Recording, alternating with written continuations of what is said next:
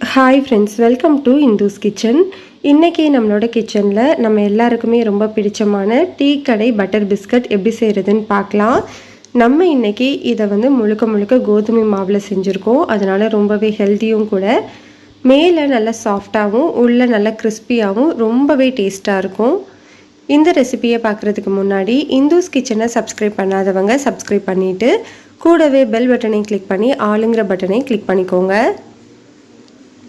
இந்த பிஸ்கட் செய்கிறதுக்கு ஃபர்ஸ்ட் ஒரு பவுலில் மெஷரிங் கப்பில் 1/4 கப் அளவு பொடிச்ச சர்க்கரை சேர்த்துக்கிறேன்.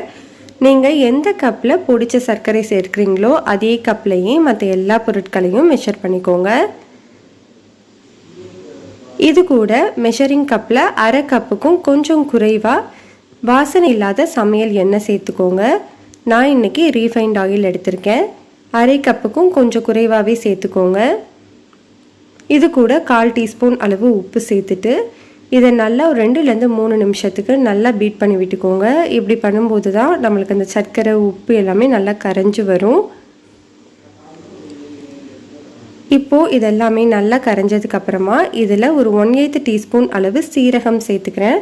உங்களுக்கு சீரகம் வேண்டாம்னு நினச்சிங்கன்னா நீங்கள் 1/4 டீஸ்பூன் அளவு ஏலக்காய் தூள் கூட சேர்த்துக்கலாம். இது கூட மெஷரிங் கப்பில் 1/2 கப் அளவு கோதுமை மாவு சேர்த்துக்கணும்.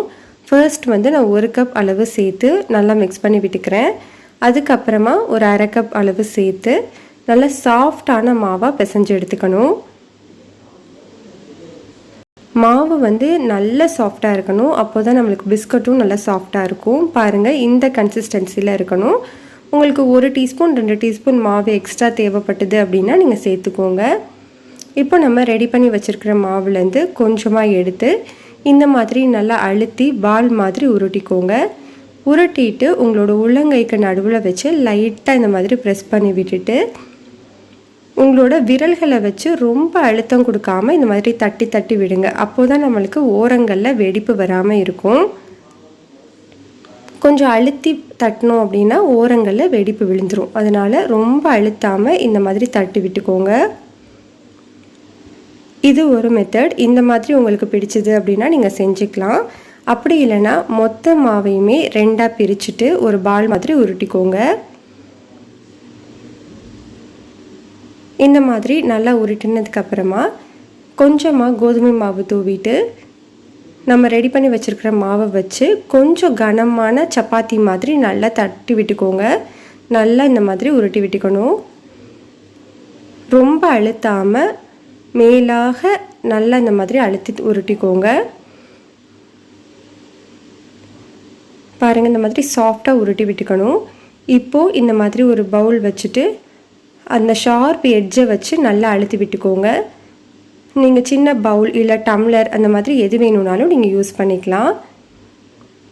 இந்த மாதிரி அழுத்திட்டு எக்ஸ்ட்ரா இருக்கிற மாவு எல்லாத்தையுமே எடுத்துட்டு திரும்பவும் அதே மாதிரி நல்லா தேய்ச்சிட்டு திரும்பவும் கட் பண்ணி எடுத்துக்கலாம்.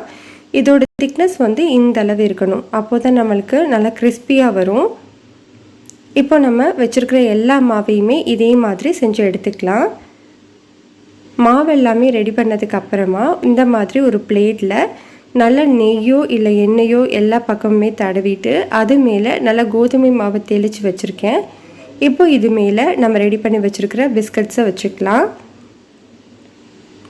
இந்த மாதிரி வச்சதுக்கப்புறமா ஒரு கடாயில் உள்ள ஒரு சின்ன மூடியை தலைகீழாக திருப்பிட்டு ஸ்டவ்வை ஆன் பண்ணி 10 நிமிஷத்துக்கு முன்னாடியே ஆன் பண்ணி ஹீட் பண்ணி வச்சுருக்கேன்.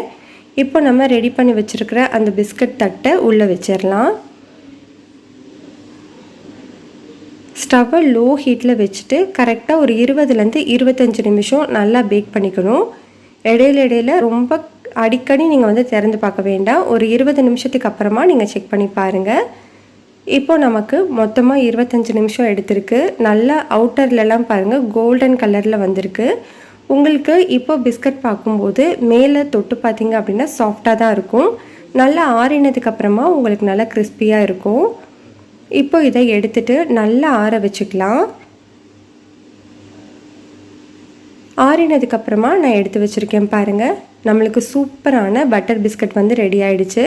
மேலே நல்லா சாஃப்டாகவும் உள்ளுக்குள்ளே நல்லா கிறிஸ்பியாகவும் சூப்பராக இருக்கும். கண்டிப்பாக இதை நீங்கள் ட்ரை பண்ணி பார்த்துட்டு எப்படி வந்ததுன்னு சொல்லுங்கள்.